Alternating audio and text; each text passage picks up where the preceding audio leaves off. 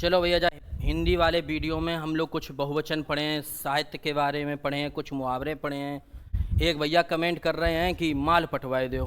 अब माल का हो तो इनसे जा पूछो जाए। अबे कमेंट करी यूट्यूब पर एक बढ़िया सो माल पटवाए दो। इतना मरे तुम्हें हम क्या बताएं, मैं फेफड़ा फाद दी हम बताओ इन पढ़ात पढ़ात फेफड़ा फटे जा रहे भाई, माल पटाए में चक्कर में लगे हैं। अजीब आदमी हो यार तुम, बिल्कुल ही दूर था हो। नारी का बहुवचन होगा नारी वृंद, ध्यान रखियो। नारी को बहुवचन नारी वृंद। आपका बहुवचन आप लोग। पाठक का बहुवचन पाठक गण। तिथि का बहुवचन तिथियां।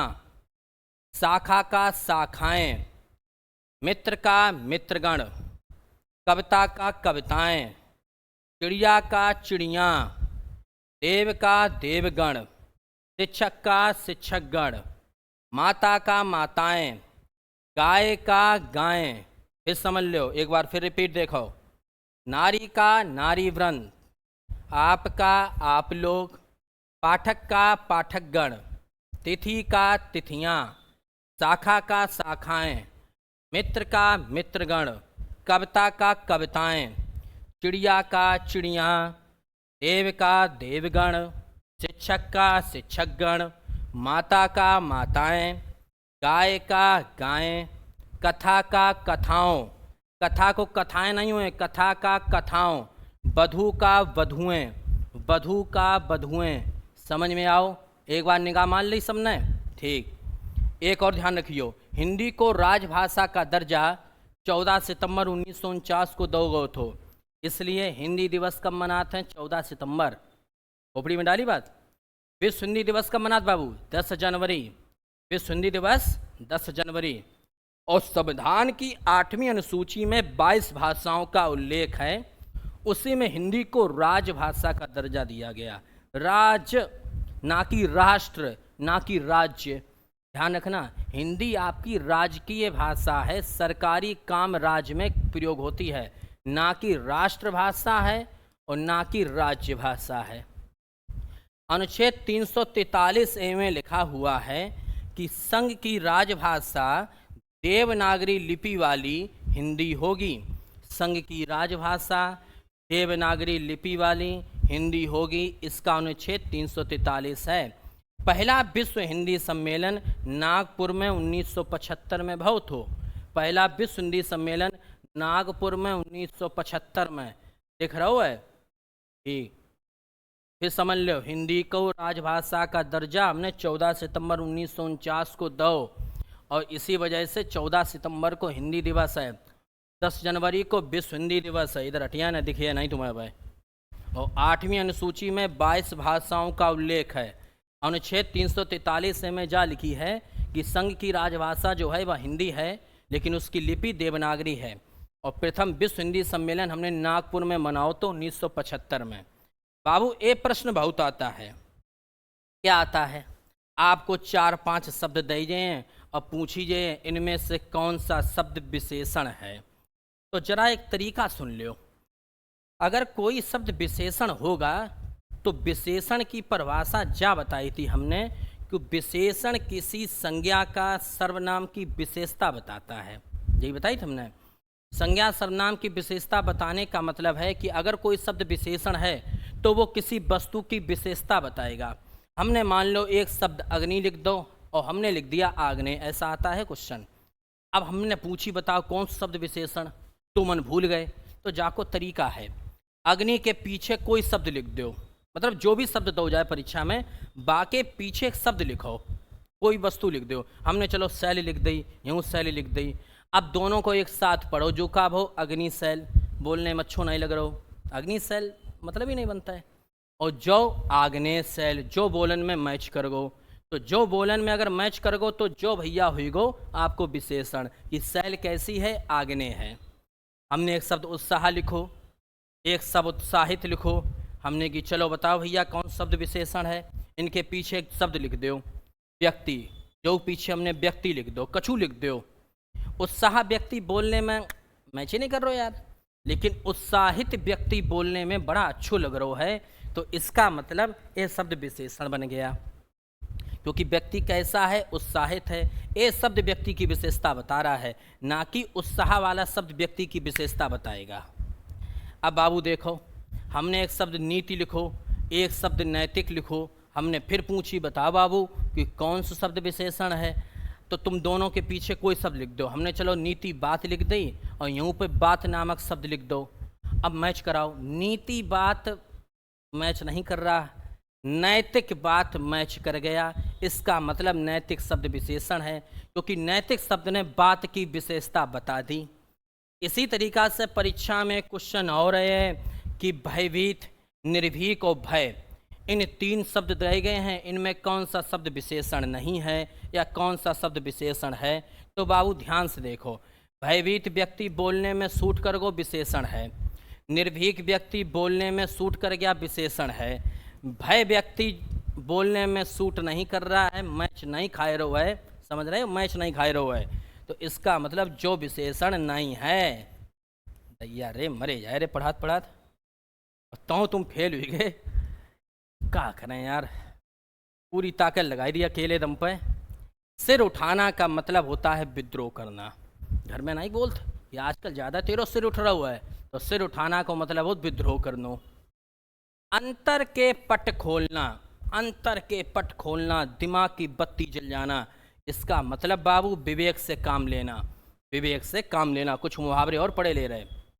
पौवारा होना, लाभ ही लाभ होना, पौवारा होना, लाभ ही लाभ होना। तुम पुलिस में लग गए, फिर तुम्हारो ब्याह पुलिस वाली से हुई गो, तो तुम्हारी पौवारा होगी 36 तुम्हारे, 36 दूनी 72 और 36 ऊपर से लूट ले, बड़ा करते जाओ। माथा ठनकना, अनिष्ट की आशंका होना, अनिष्ट की आशंका होना, उन्हें एकदम हारो माथा ठनको, लगा था आज कुछ गड़बड़ होने वालो है, कुछ अनिष्ट होने वाला है। अंधे को बटेर लगना, अंधे को बटेर लगना, अपात्र को सफलता मिल जाना, अंधे को बटेर। जैसे मान लो पुलिस भर्ती है और का उन्हें कतई पढ़ाई ना करी हो भाई, और भाई एकदम नौकरी मिल जाए, तो तुम क्या कहे, अंधे को बटेर हाथ में लग गई, समझो। अपात्र को सफलता मिल गई। मखमली जूते मारना, मीठी बातों से लज्जित करना। कुछ बड़े बूढ़े लोग जो होते हैं मखमली जूते मारते हैं। कैसे मारते हैं? लड़का तो खैर उनको ठीक है, लेकिन कबूकारे 1-2 क्वार्टर पी लेते है, आधा किलो बकरा खाए लेते है, आधा किलो मुर्गा खाए लेते है। तो इस प्रकार सी बातें जो करत हैं लोग, वो मखमली जूते ही तो मारत हैं, भिगोई भिगोई जूता। आधा तीतर आधा बटेर, यानी बेमेल का संग होना, बेमेल का संग होना। अब अफ्रीका को कोई गांधी व्यक्ति है, खूब करिया करिया, और वह रूसी लड़की से ब्याह हुई जाए, तो लोग क्या कहें, आधा तीतर आधा बटेर, बेमेल का संग। ठीक। छाती पर मूंग दलना, पास रहकर दुख देना, छाती पे मूंग दलना। तुमने देखी हो, ये घर वाले कहते कहूँ बाहर मरो जाए के ससुर, छाती पे मूंग दल रहे हो। ना ऊधो का लेना, ना माधो का देना, ना ऊधो का लेना, ना माधो का देना, यानी अपने काम से काम रखना।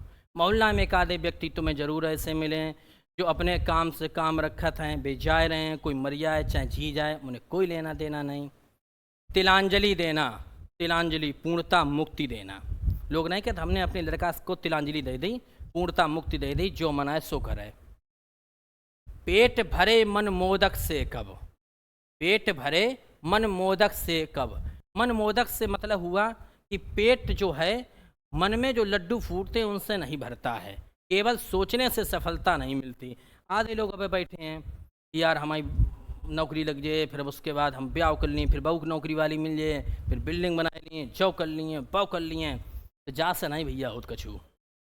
9 दिन चले 2.5 कोस, अधिक परिश्रम का थोड़ा फल मिलना। 9 दिन चले 2.5 कोस, अधिक परिश्रम का थोड़ा सा फल मिलना, ये कहलाता है 9 दिन चले 2.5 कोस। समझ में आई वो? हिंदी साहित्य का अब हम इतिहास में जो महत्वपूर्ण प्रश्न हैं वे हम बताए रहे, हालांकि रचना वालों वीडियो हमने डाल दो। तो हिंदी साहित्य का इतिहास सर्वप्रथम किसने लिखा? गारसा द तासी ने लिखा। हिंदी साहित्य का इतिहास सर्वप्रथम किसने लिखो? गारसा द तासी। और इसका नाम रखा था the modern vernacular literature of Hindustan, the modern vernacular literature of Hindustan. सर्वप्रथम हिंदी साहित्य का काल विभाजन किसने किया? काल विभाजन आदि काल और रीति काल और भक्ति काल। ठीक, तो जॉर्ज ग्रियर्सन। वीरों का कैसा हो बसंत रचना किसकी है? सुभद्रा कुमारी चौहान की। सुभद्रा कुमारी चौहान की है यह रचना, वीरों का कैसा हो बसंत। वो नहीं खूब लड़ी मस्तानी, वो तो झांसी वाली रानी थी।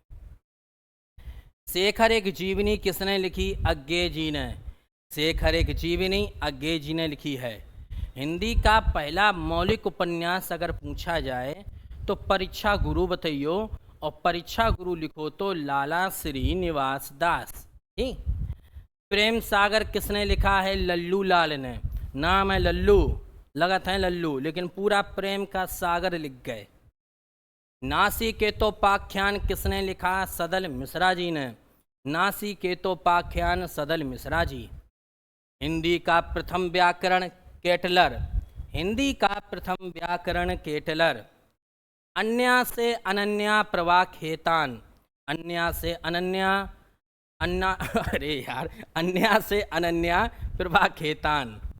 झूठा सच यशपाल। झूठा सच यशपाल, झूठो सच बोलो। Yes sir, Yashpal. परमाल रासों को ही आला खंड कहते हैं, और जा लिखी है जगनिक ने। परमाल रासो है वो कहलात आला खंड, और जो लिखो है जगनिक ने। उद्धव शतक किसने लिखो? जगन्नाथ रत्नाकर ने। उद्धव शतक जगन्नाथ रत्नाकर। एक रचना है देवदास, मूवी अलग है देवदास। पारो तुम मेरी हो कि तुम मेरी नहीं हो, छोड़ चली गई यानी का, तो ड्रामा ऐसा कुछ हुआ है वहाँ में। तो देवदास लिखो है रचना शरत चंद्र चट्टोपाध्याय ने। नई कविता नामक पत्रिका का प्रकाशन इलाहाबाद से होता है।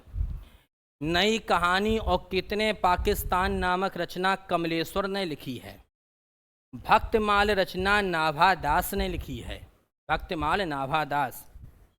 आगे सुनो, अपूर्व नामक रचना केदारनाथ अग्रवाल ने लिखी थी, और इसी के लिए इनको साहित्य अकादमी पुरस्कार भी मिला था। कहीं नहीं वहीं अशोक वाजपेयी ने। कहीं नहीं वही अशोक वाजपेयी ने, जो मिलो है साहित्य अकादमी। हवा में हस्ताक्षर कैलाश वाजपेयी। हवा में हस्ताक्षर कैलाश वाजपेयी। नासिकेतोपाख्यान सदल मिश्रा। नासिकेतोपाख्यान सदल मिश्रा। आधुनिक हिंदी के जन्मदाता भारतेंदु हैं, और हिंदी के प्रथम गद्यकार लल्लू लाल हैं। हिंदी के प्रथम गद्यकार लल्लू लाल। आधुनिक हिंदी के जन्मदाता भारतेंदु। नासिकेतोपाख्यान सदल मिश्रा। हवा में हस्ताक्षर कैलाश वाजपेयी। कहीं नहीं वही अशोक वाजपेयी। अपूर्व लिखो है केदारनाथ अग्रवाल ने। भक्तमाल लिखो है नाभा दास ने।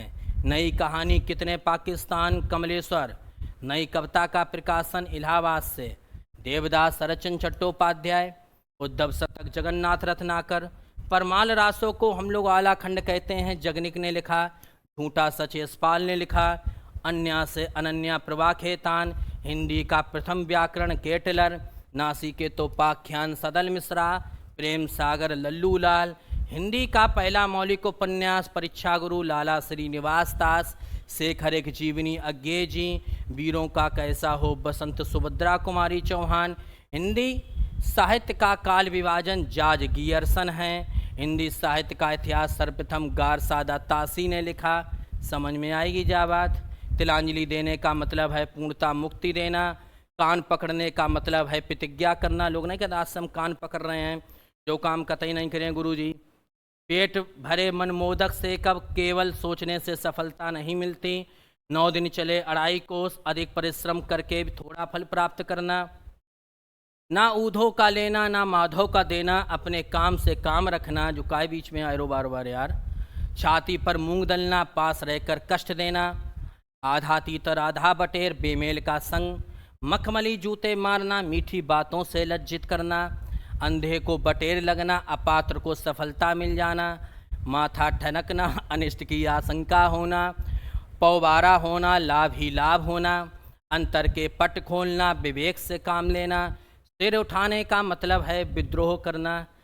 अब इतनी रखो, हम गए थक।